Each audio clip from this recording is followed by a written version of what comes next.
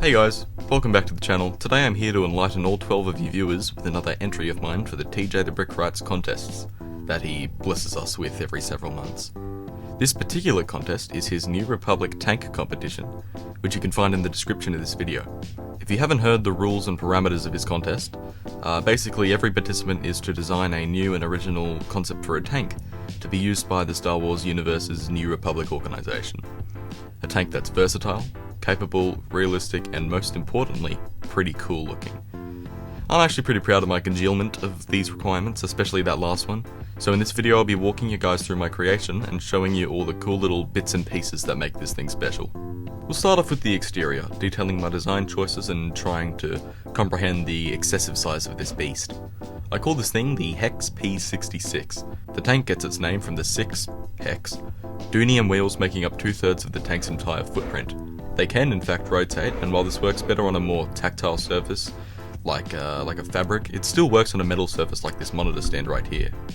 Each wheel is capped off with 1 or 2 tan-coloured circular caps, with the smaller wheels angled down to meet the same level as the 2 primary wheels. In between the 2 front wheels is our tank operator's windscreen, which gives him a wide view of the battlefield and shields him from incoming fire. The roof of the main body of the tank proudly sports a New Republic emblem, as well as the back. Speaking of the back, it extends further out than the front to allow for more internal space within the tank.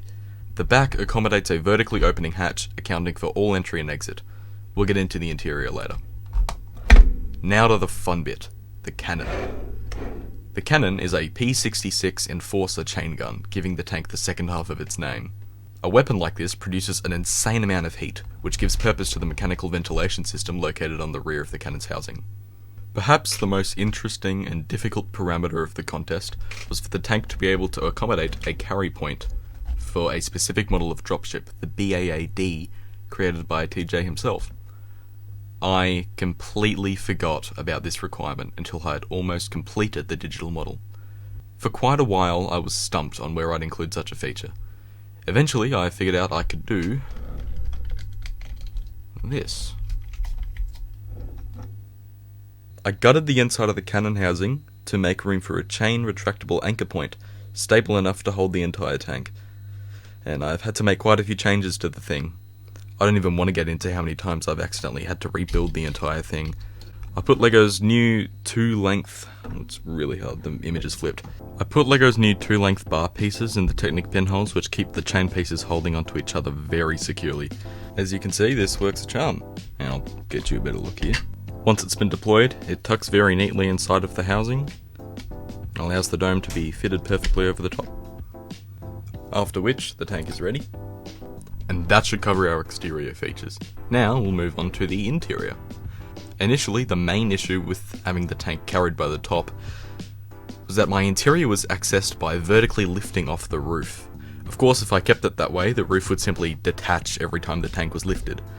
My solution was to make the roof attached via a rail system, sliding off horizontally to expose the interior. The tank accommodates 4 troopers plus a driver. The driver has 2 separate control panels in front of him, above his Patoli weave armrests. One panel coming from the left allows him to control the cannon, and the other on the right lets him drive the tank. And that's really all there is to cover.